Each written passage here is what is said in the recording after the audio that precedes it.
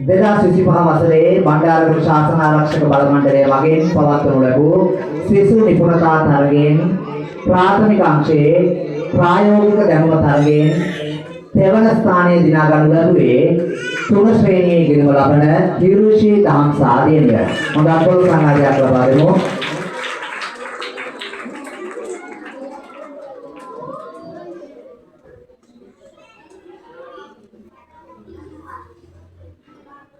දෙදස් 25 වසරේ බණ්ඩාරගම ශාසන ආරක්ෂක බල මණ්ඩලය මගින් පවත්වනු ලැබූ ශිෂ්‍ය නිපුණතා තරගයෙන්